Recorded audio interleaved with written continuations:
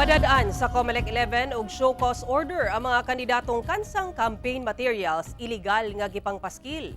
Ang mapamatud-ang sad-an posibleng mag-atubang og kasong administratibo ug kriminal. Ang detalye sa live report ni John D. Esteban. John D. Sara, una ni Ana, magpadala og show cause order ang COMELEC 11 ngadto sa mga kandidato kan sa mga campaign materials na butang gawas sa common poster areas. Atong sayron.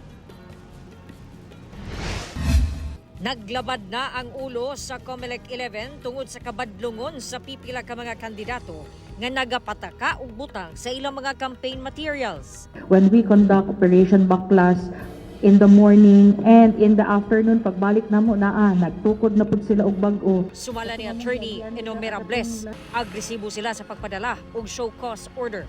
Batok sa mga kandidato kansang campaign materials, illegal nga gipangpaskil o wala gibutang sa designated common poster areas.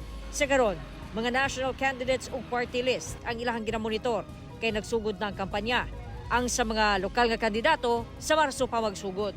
Very aggressive ang atuang chairman about ana because nakita niya nga daghan gyud ang ga-violate. Naamang gutay ka ng special task force for illegally posted campaign materials, gitawag na mog STFB, Special Task Force Baklas. So, katong notices na napadala and then after 3 days, wala gihapon gitanggal, ang STFB magpadala na og show cause order. Ang show cause order mao'y sinugdanan sa pagpasaka og kaso galing dili gyud magpatuo ang kandidato. Actually, dalawang cases man talaga ang ma-file ana pag once you violate yung campaigning, yung sa posting of campaign materials.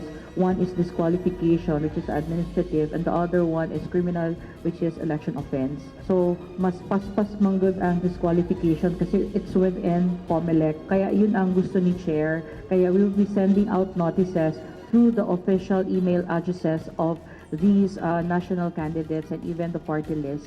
Top 3 national candidates ang COMELEC base sa gidaghanon sa nabaklas nga illegal campaign materials. Apan midumili na nga nganlan kini, nagpahimang usab ang COMELEC nga dapat environmental friendly ang campaign materials nga gamiton.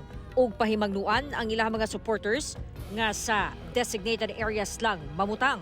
Samtang laumang sa April, ma-deliver ang mga balota sa provincial treasurer gikan sa central office. Sa karon, nagaparayon pa ang printing sa mga balota.